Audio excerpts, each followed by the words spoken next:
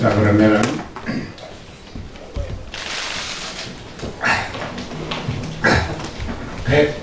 143차 최고위원회 회의 및 확대 간부회의를 개최합니다. 오래간만에 여러 위원장님들 회의를 함께 해서 반갑고 이렇게 귀한 시간 내주신 데 대해서 민족의 대명절인 추석을 앞두고 안반도를 덮친 태풍 링링으로 인해서 피해를 입으신 국민 여러분께 심심한 위로의 말씀을 드립니다. 별을 못하신 제200여러분께 위로의 말씀드립니다. 8일 오후 7시 기준 중앙재난안전대책본부의 발표에 따르면 이번 태풍으로 우리 국민 3명이 사망하였을 뿐만이 아니라 안전조치를 위해서 출동한 소방관과 경찰관 11명이 다쳤다고 합니다. 또 농작물 피해 면적도 14,468헥타르에 이르고 있습니다. 원래 태풍이 대단히 큰 위력을 갖고 온다고 해서 걱정이 많았습니다만 상대적으로는 피해가 좀 덜했지만 그래도 많은 분들이 피해를 보고 농작물 피해도 많고 해서 피해 보신 국민들께 위로의 말씀 다시 한번 드립니다. 지금도 피해 복구를 위해서 민관군이 헌신적으로 노력을 해주고 계십니다만 추석 전까지 전국에 많은 비가 예상이 되어서 복구 체질과 수거 피해가 우려가 되고 있습니다. 더 이상의 피해가 발생하지 않도록 당국에서 더욱 안전을 기해 주시기 바랍니다. 또 태풍이 직접 상륙한 북한의 피해도 우려운 시점이라고 듣고 있습니다. 북한의 국가비상재해대책위원회 발표에 따르면 8일 현재까지 북한 주민이 5명이 사망하고 약 46,000헥타르의 농경지가 피해를 입었다고 합니다. 우리의 3배에 달하는 피해 규모입니다. 특히 태풍이 북한 최대 곡창지대인 황해도를 관통하면서 이미 최저 수준을 기록하고 있는 식량 생산에 큰 차질이 발생할 것으로 예상되고 있습니다. 우리 국민에게 발생한 피해를 복구하는 것이 급선무입니다만 더 큰 피해를 입은 북한 동포 생계가 많이 위협을 받고 있을 텐데 통일부에서는 긴급 상황에 대한 지원 대책이 뭐가 있을지 강구해 주시기 바랍니다.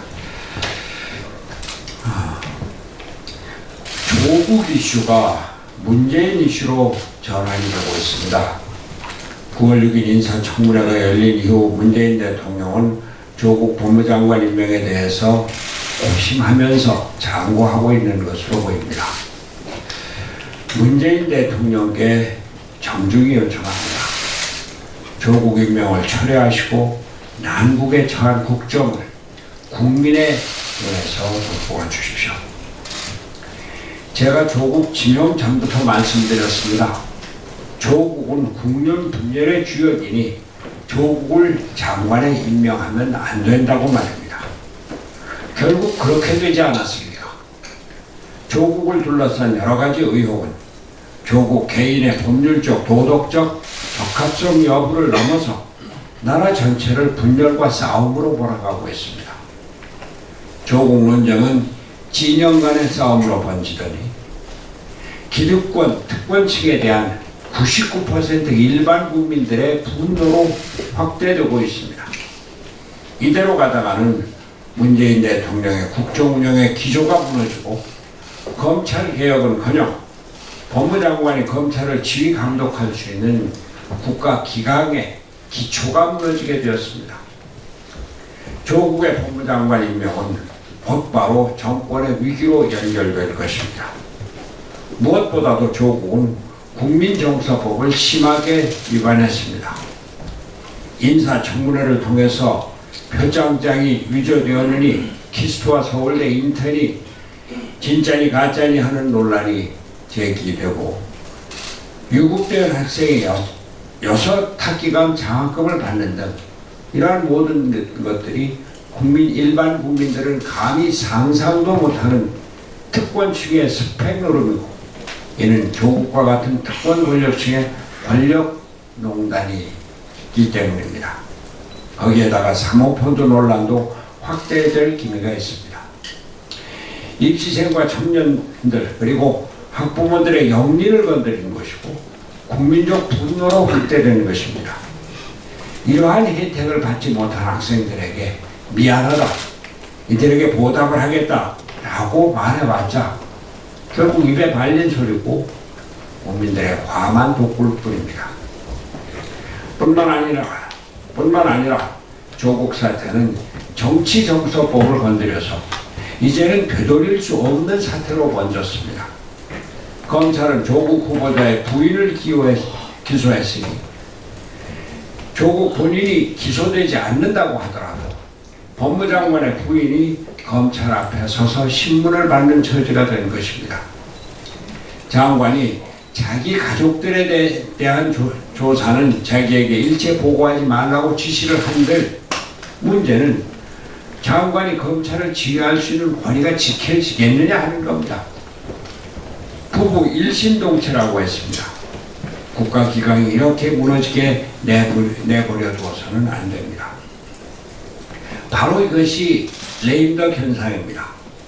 대통령과 정부의 권위가 확고할 때 어떻게 검찰이 장관 후보자 부인을 청문회가 진행되고 있는 시간에 기소할 수 있었겠습니까?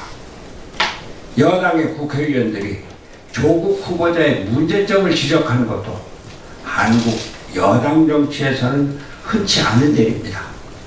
정부의 권위가 무너지고 있는 것을 보여주고 있는 것입니다. 동양대학교 총장이 조국 후보자에 대해서 불리한 증언을 하고 언론에 공개적으로 발표하는 것, 사립대학 총장이 하는 일, 이것은 무엇입니까? 그러나 이러한 일이 앞으로 계속 나올 것이라는 것이 문제입니다. 문재인 대통령은 더 이상 레임덕이 왔다는 사실을 그 자체를 못 본 척하지 마십시오. 그리고 레임덕을 두려워하지도 마십시오. 단지 이 시대를 어떻게 끌고 가야, 단지 이 사태를 어떻게 끌고 가야 나라를 제대로 운영할 수 있는지 그 생각만 하셔야 합니다. 나라가 어렵습니다. 오늘 아침 뉴스만 보더라도 한국경제연구원에서 금년도 우리나라 경제 성장률을 1.9%로 낮춰 잡았다는 뉴스가 있습니다. 6월달 2.2%에서 0.3%나 낮춘 것입니다. 현대경제연구원에서는 2.5%였던 경제성장률을 2.1%로 낮추었다고 합니다. 국내 연구기관에서 드디어 1%의 경제성장률을 전망하는 것입니다. 기업 생산, 수출, 소비 심리 위축, 디플레이션 위협까지 모든 경제지표가 극한치로 낮아지고 있습니다. 추석을 앞두고 시장 경제는 작년에 반으로 떨어지고 있다고 시장 산인된 울상입니다. 안보 위기는 앞을 내다볼 수가 없습니다. 비건미 국무부 대북 특별대표는 6일 한일 핵무장론을 꺼내들었습니다.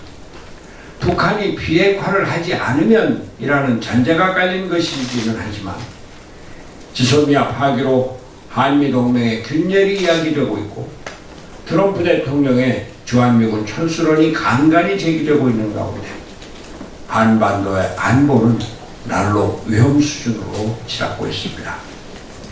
문재인 대통령은 이러한 국난의 위기에 국내 정치의 불안 요소를 하나라도 하루빨리 제거해야 합니다.